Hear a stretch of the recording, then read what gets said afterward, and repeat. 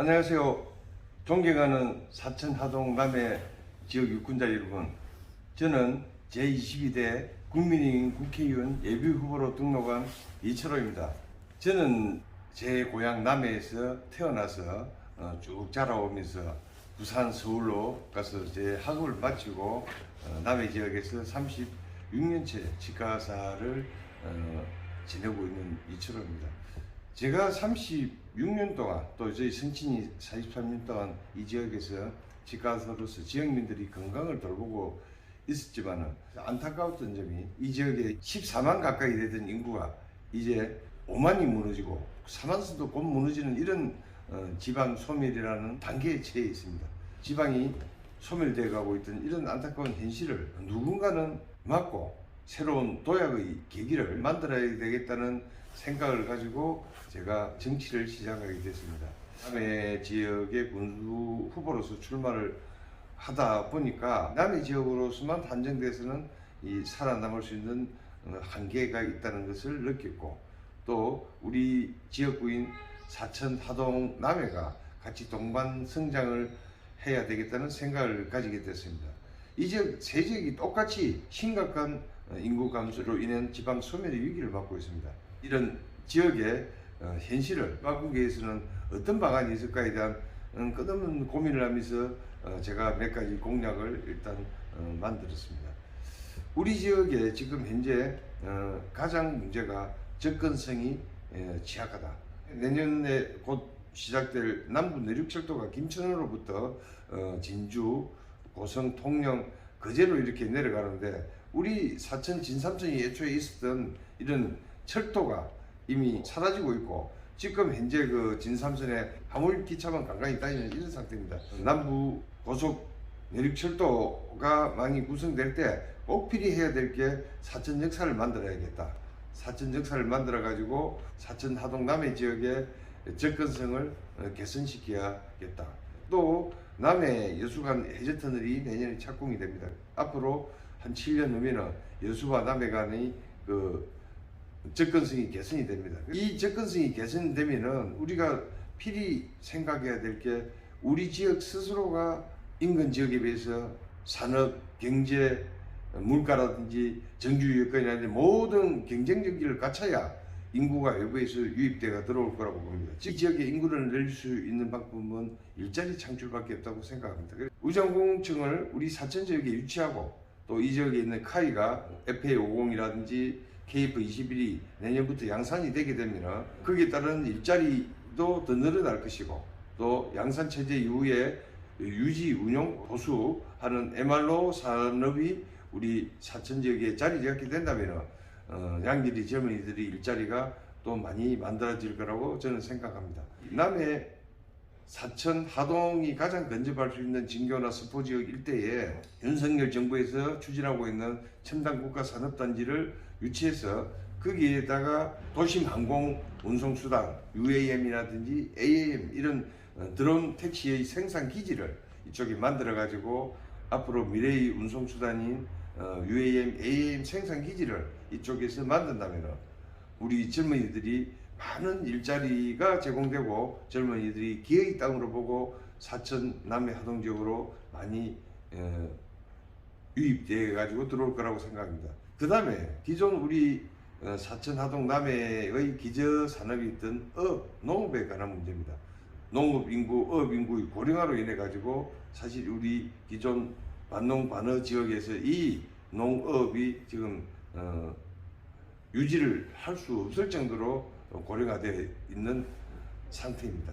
노동 집약적인 농업에서 기술 집약적인 농업으로 스마트팜을 이용한 재배, 이렇게 단지를 만들어 가지고 젊은이들이 첨단화된 농업에 도전할 수 있는 기회를 우리들이 제공을 해야 된다고 생각합니다. 다음에 어업도 지금 가두리 양식장에서 거주하는 직업군들이 대부분 외국인들입니다. 해상 가두리 양식은 적조 피해라든지 태풍 피해를 인해 가지고 해마다 많은 금액이 국가 보상금이 지급되고 있습니다. 지금 우리가 해고 있던 농업업이 다시 첨단화되고 젊은이들이 도전할 수 있는 산업으로 재탈락금 시킨다면 우리 젊은 사람들이 새로운 도전을 향해서 우리 지역으로 다시 찾아올 수 있는 이런 여건을 우리가 만들 수 있지 않을까 이렇게 생각합니다. 사천 하동 남해 지역은 한례상 국립공원과 섬진강, 지리산 국립공원 등의 굉장히 수려한 풍광을 가지고 있습니다. 그런 수려한 풍광에도 불구하고 이 지역이 한례산 국립공원구역, 지리산 국립공원구역 규제에 의해 가지고 이게 투자 유치도 되지도 않고 개발의 족쇄가 되고 있습니다. 이런 족쇄를 풀어가지고 관광특구로 지정받아서 과감하게 외부 자본이 유입돼가지고 세계적인 관광지로서 이렇게 다시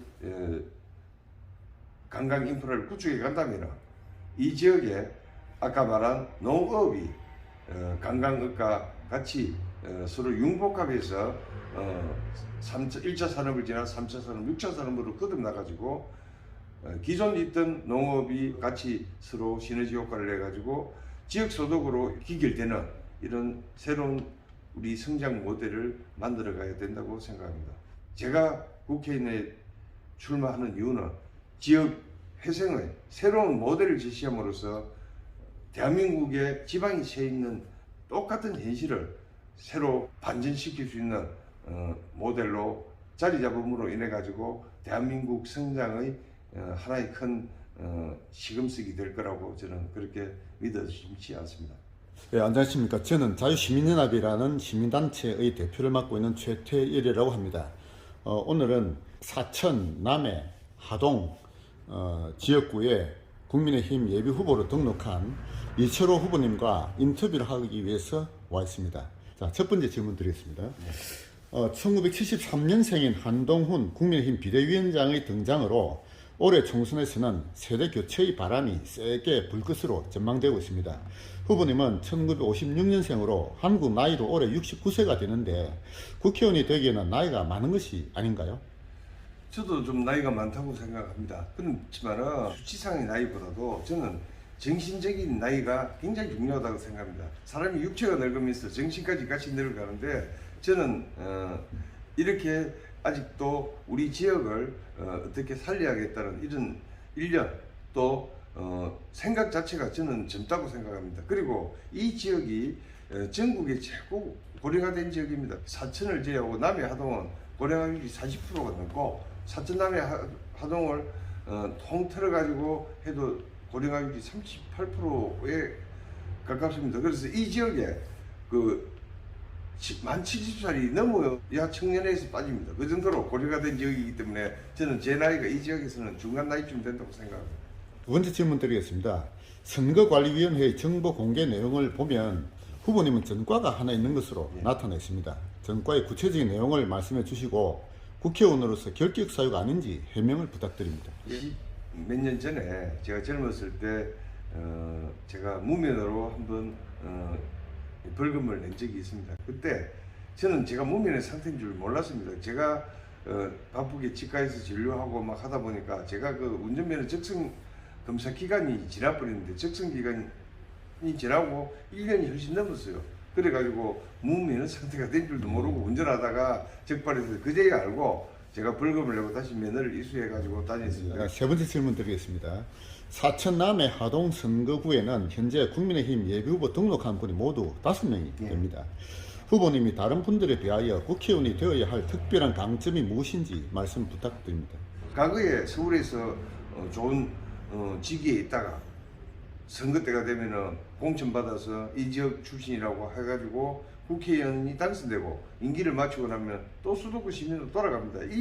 이게 반복이 되어 왔는데 그러다 보니까 정작 이 지역 발전에 대해서는 그렇게 관심을 많이 가지지 못했다. 그래서 앞으로 이 지역에서 살아봤고 이 지역에 생활해왔고 이 지역에 살아갈 이럴 분이 이 지역에 이런 현실도 절실하게 알고 있고 또 이 지역을 자기가 살아갈 지역이기 때문에 사람이 살 수 있는 이런 지역으로 만들어 갈 수 있을 거라고 생각하고 저는 그게 제가 가장 적합한 후보라고 생각합니다.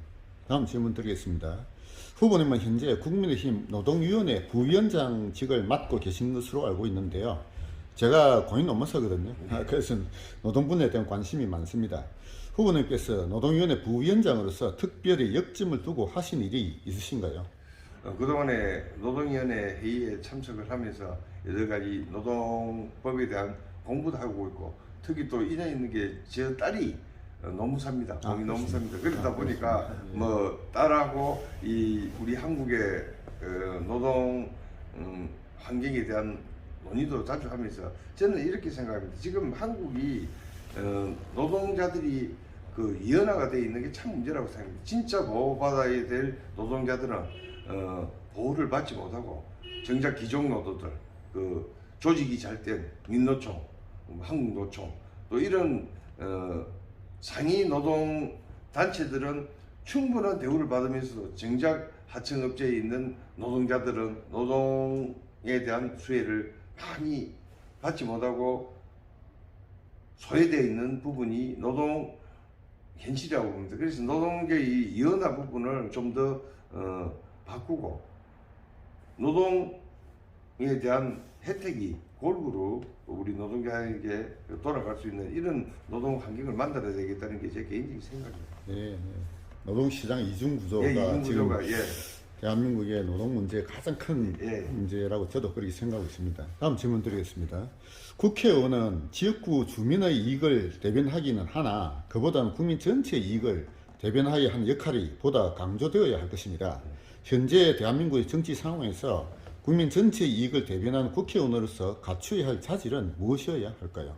우리나라에 제반 법적인 미비점들이 많은데 그 중에서도 가장 큰 위기가 수도권과 지방의 그 격차 문제라고 생각합니다. 경제적인 격차, 문화적인 격차, 예술적인 격차, 의료 혜택에 대한 격차, 모든 이 지방과 수도권이 이 간격이 벌어지다 보니까 이제 이게 이 나라가 위기 상황에 처할 수밖에 없다고 생각합니다. 그래서 수도권과 지방이 동방성장할 수 있는 이런 제도적인 장치를 만들어야 되겠다.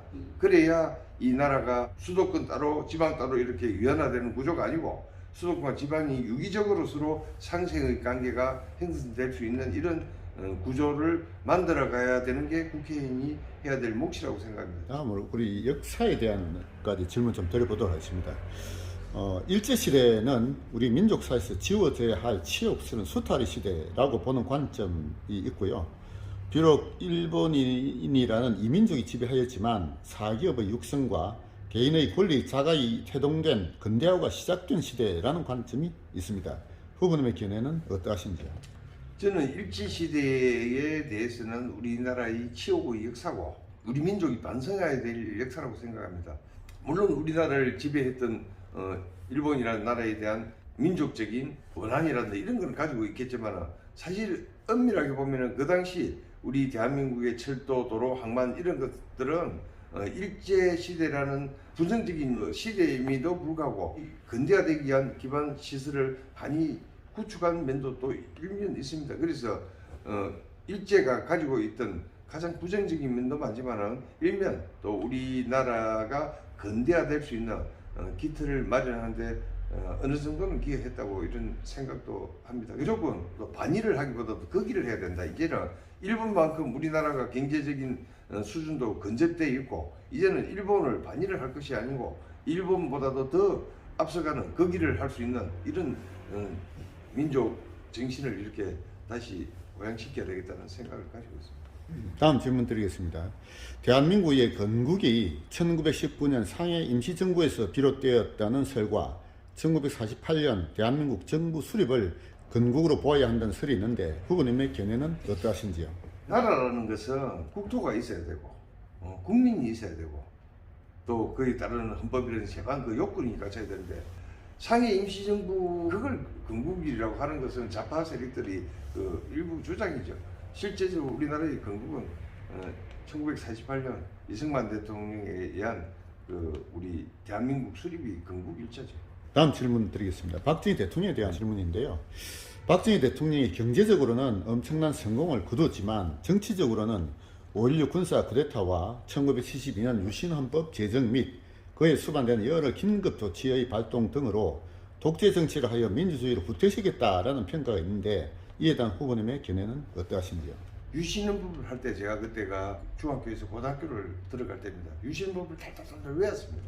근데 그때 유신헌법의 위악법이다. 나는 그렇게 봤고 박정희 대통령에 대한 상당한 그 독재라는 인식을 그때 가졌었고 그러다 보니 저희 선친하고 많이 그 고등학교 때 다툼도 가지기도 했지만 5.16 쿠데타라고 저는 보지 않으면 5.16 혁명이라고 봅니다.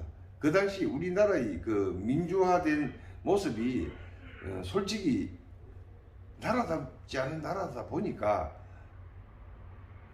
군부 세력이 나서가지고 나라를 정상화시키려고 하다 보니까 이 정권을 잡게 됐고 박정희 대통령이 그러면서 새마을운동부터 시작해서 우리나라가 그 당시 국민소득이 100불이 안 됐습니다. 100불이 안 됐고 전 세계 최빈국의 수준에 있다가 이제 1차, 2차, 3차 경제개발 5개년 계획을 개쳐가지고 1979년도 박정희 대통령이 서거할 때까지 그 시기가 우리나라가 최빈국에서 중진국, 선진국이 문턱까지 다가오는 중진국 이상으로 올라오는 그런 폭발적인 성장의 시기를 겪어왔습니다.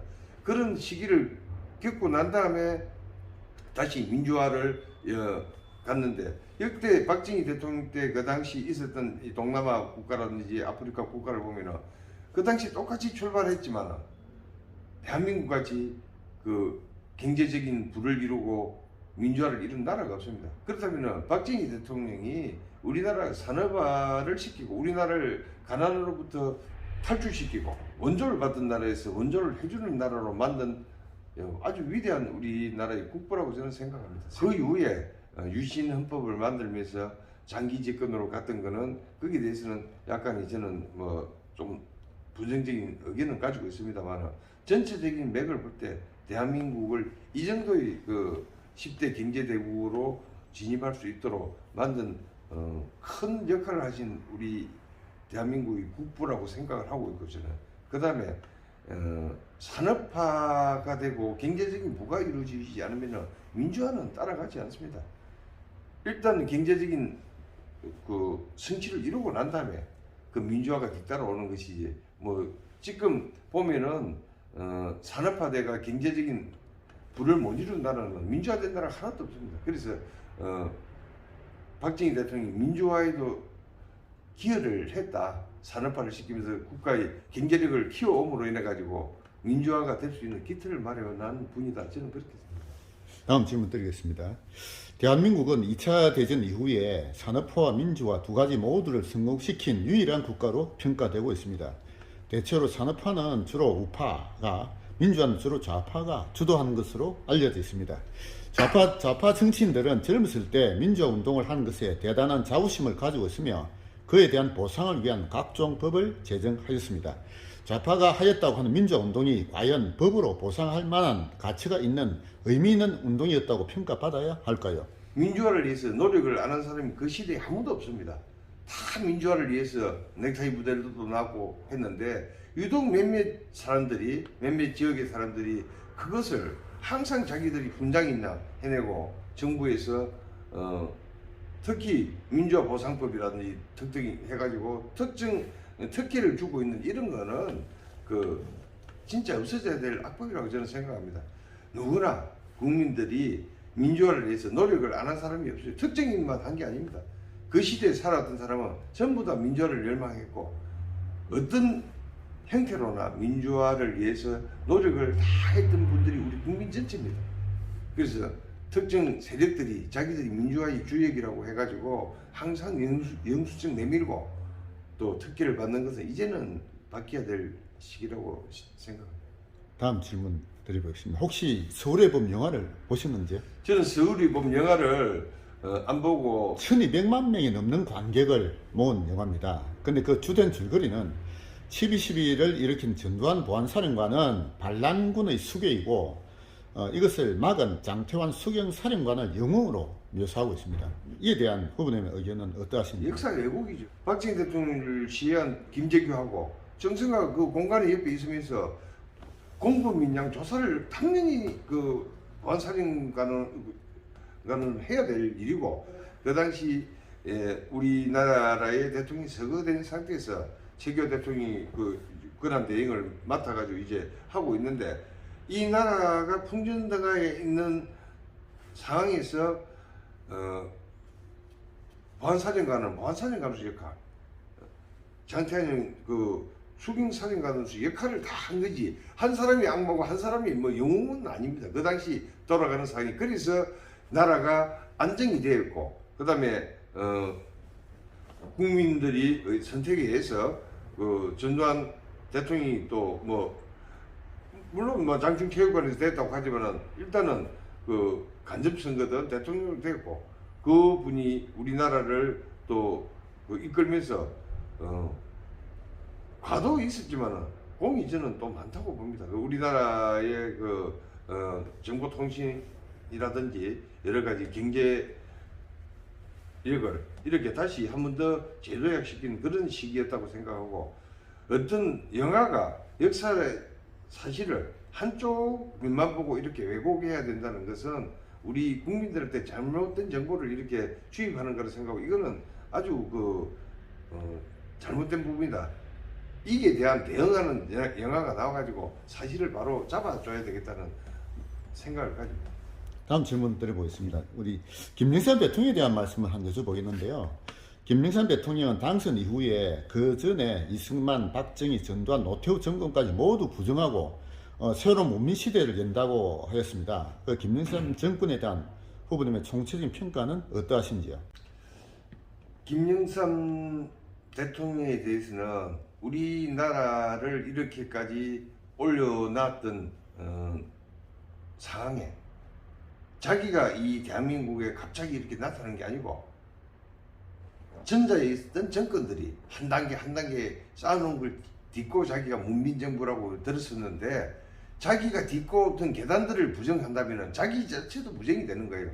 그리고 자기가 그 집권했던 시절에 또 IMF라는 이런 우리나라의 국가적인 큰 경제 위기를 맞았고, 그 우물한 개구리 같은 시각으로 대한민국을 이끌어왔기 때문에 그에 대한 피해는 국민들이 고스란히 본 정권입니다. 그리고 역사를 부정하고 과거 역사를 이렇게 무시하고 하는 것은 자기가 밟아왔던 자기의 그 현재 위치 역사 자체를 자기 자체도 부정하는 것이 되기 때문에 나는 역대 최악의 대통령이 나는 김영삼이라고 생각합니다. 지금 우리 대한민국의 정치권에 이렇게 자익 세력들이 큰 그 자리매김을 한 거는 김영삼 대통령이 가장 큰 역할을 했다고 봅니다. 그래서 현재 대한민국은 좌파와 우파 간에 치열한 이념 전쟁을 치르고 있다라는 견해가 있는데, 이에 대한 후보님의 의견은 어떠하십니까? 총칼은 안 들었지만은 지금 내전 상황이죠.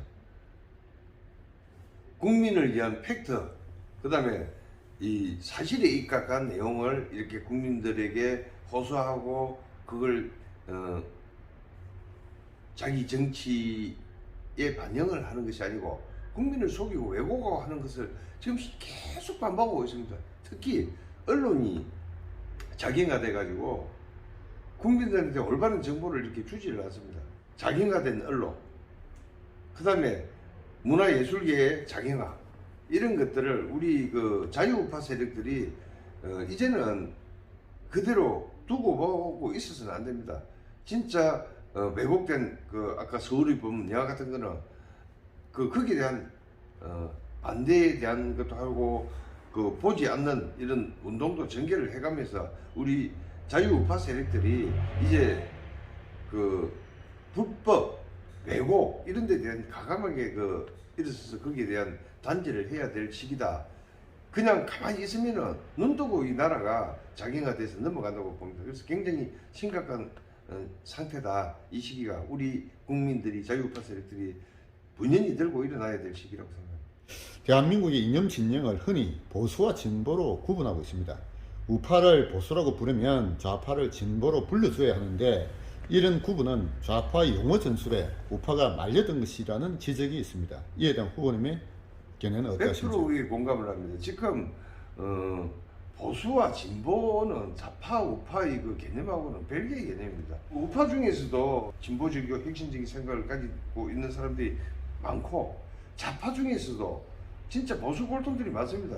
운동권 좌파 세력들이 보수화돼 가지고 생각이 늙어서 이미 늙어 가지고 그분들은 나이를 떠나 가지고 사고 유연성이 떨어지고 이미 생각이 늙었습니다. 그래서 그런 분들이 우리 대한민국에서 지금 계속 정치 중심에 있다 보니까 이제 새롭게 바뀌어야 된다. 우리 보수가 아닌 우파, 핵심, 개혁 세력들, 자유 우파 세력들이 정치의 중심에 서야 된다. 이렇게 저는 생각합니다.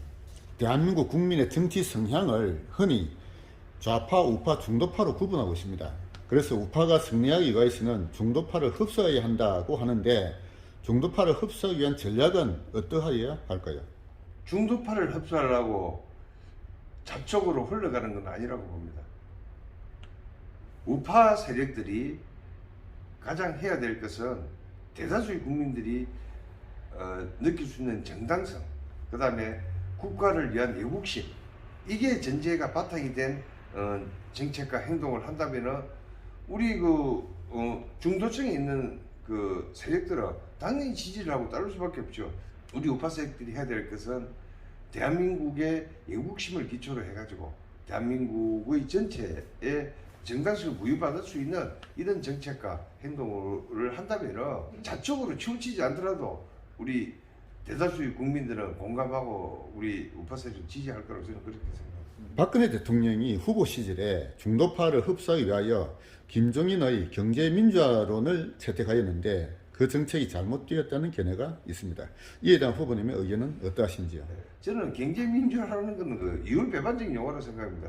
경제는 이익과 자기 수익을 위해서 움직이는 이런 개념이고, 민주화라는 것은 서로 나눔의 개념이 있는 건데, 모으는 개념하고 나누는 개념을 한 카테고리의 단어에 엮는다는 것은 모순적인 용어라 생각하고, 민주화하고 경제 발전하고는 별개의 개념입니다. 그걸 하나에 이어가지고 한다는 것은 좌파 세력들을 끌어들이기 위한 전략으로서는 그건 틀린 전략이라고 저는 생각합니다.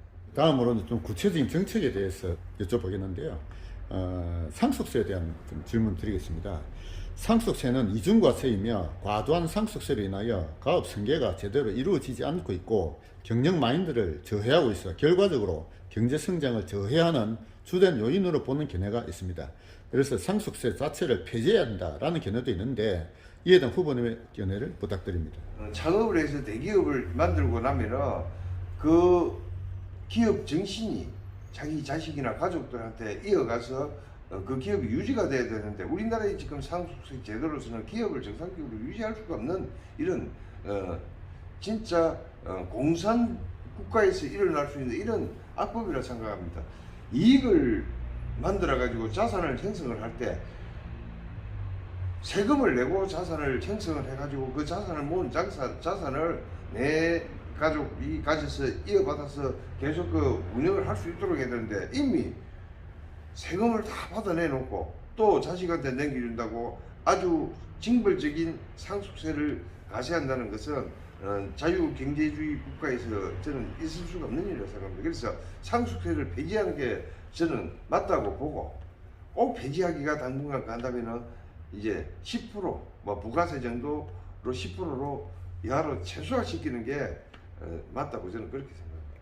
최저임금은 가장 열악한 상태에 있는 근로자의 최저 생활을 보장하기 위한 취지로 도입되었는데 그 실상은 가장 열악한 근로자인 청년들과 노년의 일자리를 없애고 자영업자의 생존을 위협하는 제도가 되었다라는 평가가 있습니다. 최저임금을 업종별, 지역별 또는 규모별로 차등하자든지 아예 폐지해야 한다는 견해도 있는데 이에 대한 후보님의 의견을 부탁드립니다. 제가 의료 자영업을 하고 있으면서 제일 피부로 많이 느낀 부분입니다. 문재인 정권에서 최저임금을 급격하게 인상시킴으로 인해 가지고 자영업자들, 특히 수도권에 있는 자영업자들도 문제지만 지방에 있는 자영업자들은 진짜 엄청난 고통을 받았습니다. 1인당 지역민 소득을 보면 수도권은 거의 3만 불, 5만 불 가까이 되고, 지방 반도 안 돼요. 15,000불, 2만 불도 안 되고, 우리나라 평균이 3만 5천 불 정도 된다면 지방에 있는 그 자영업자들이 가지고 있는 그 전체 지방민들은 1인당 그 국민소득이 2만 불도 잘 안 되는 지역도 수다하고 많은데 그 사람들에게 수도권 사람들이 똑같이 내는 최저임금을 이 부여를 하려면 지방에서 사람을 못 구합니다.